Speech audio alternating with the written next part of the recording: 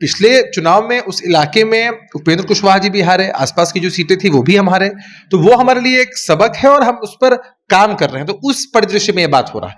भाई किस पार्टी के नेता कार्यकर्ता नहीं चाहते हैं कि उनके नेता को सर्वोच्च पद गठबंधन में मिले, देश के प्रधानमंत्री ही बन जाए, प्रदेश के मुख्यमंत्री ही बन जाए, ये तो जोश उमंग रहता ही है ना।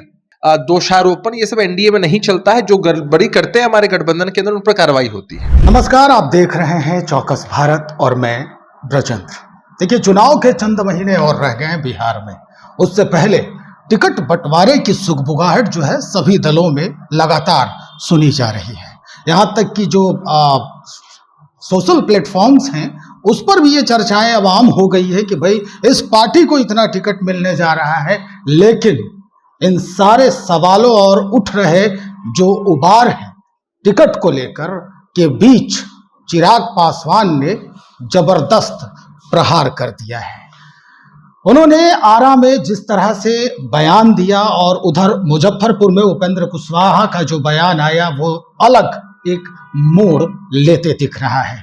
कई सवाल खड़े हो रहे हैं। आज इसी बाबत हम पहुंचे हैं जनता दल यूनाइटेड में और इस बाबत बातचीत करेंगे, इस पर साझा करेंगे। हमारे साथ यहाँ के प्रबुद्ध प्रवक्ता हैं अभिषेक झा जी। अभिषेक जी, जिस तरह का माहौल बन रहा है, क्या लगता है आपको ये प्रेशर पॉलिटिक्स है एनडीए के घटक दलों के द्वारा? आपका नैरेटिव अलग हो सकता है, हमारे विरोधियों का नैरेटिव और अलग हो सकता है, लेकिन जनता के बीच जो नैरेटिव है, जो परसेप्शन है, वो यही है कि एनडीए का कुनबा मजबूत है, एकजुट है। और खास बात यह है कि सभी जो पॉलिटिकल पार्टीज हैं अपने अपने कार्यक्रमों को भी कर रही हैं।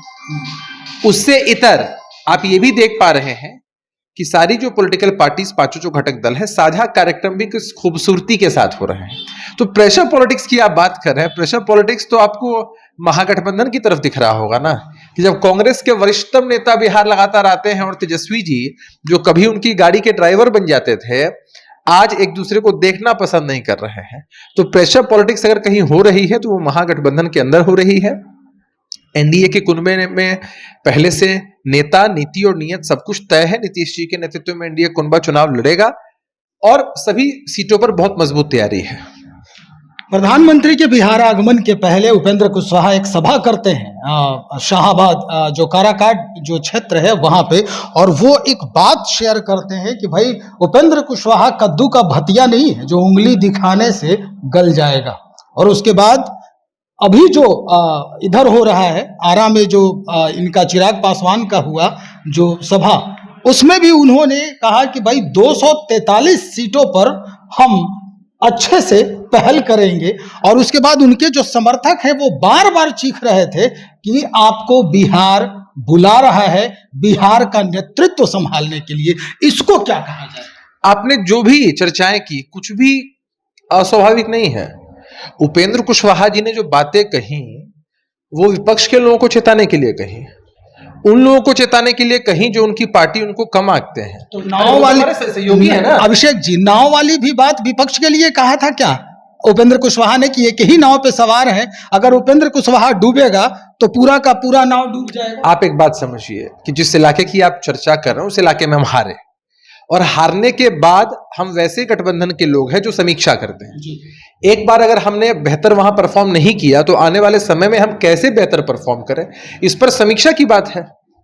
और पिछले चुनाव में उस इलाके में उपेंद्र कुशवाहा जी भी हारे, आसपास की जो सीटें थी वो भी हम हारे, तो वो हमारे लिए एक सबक है और हम उस पर काम कर रहे हैं। तो उस परिदृश्य में ये बात हो रहा है। ये साजिश और दोषारोपण ये सब एनडीए में नहीं चलता है। जो गड़बड़ी करते हैं हमारे गठबंधन के अंदर उन पर कार्रवाई होती है।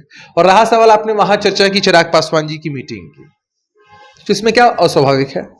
भाई किस पार्टी के नेता कार्यकर्ता नहीं चाहते हैं कि उनके नेता को सर्वोच्च पद गठबंधन में मिले, देश के प्रधानमंत्री ही बन जाए, प्रदेश के मुख्यमंत्री ही बन जाए, ये तो जोश उमंग रहता ही है ना।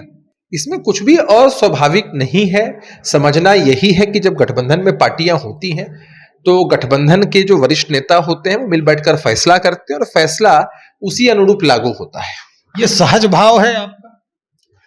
हम तो हमेशा सहज रहते हैं और बहुत सहजता से चीजों को देखते हैं और सहजता से चीजों को जनता तक भी पहुंचाते हैं। इसलिए जनता भी पूरी सहज होकर, जरा भी असहज नहीं होना चाहती जनता महागठबंधन की तरफ जाके, जनता भी पूरी तरीके से सहज होकर हमारे गठबंधन को मौका देती है। चलिए, बहुत शुक्रिया जानकारी देने के लिए अभिषेक झा, जो यहाँ के प्रबुद्ध प्रवक्ता हैं। बातचीत कर रहे थे कि जिस तरह से जो माहौल बन रहा है इसमें कोई इतर बात नहीं होने वाली है। भाई एनडीए है, एनडीए में जो डिसिप्लिन है वो हमेशा बरकरार रखता है। हालांकि जो पहले हुआ, शायद अभिषेक झा जी इस बात को भूल रहे हैं, लेकिन खैर अब राजनीति है, कुछ भी हो सकता है। तो चलिए इंतजार करते हैं कि क्या कुछ परिवर्तन होता है, परिदृश्य कैसे बदलता है चुनाव के नजदीक आते आते।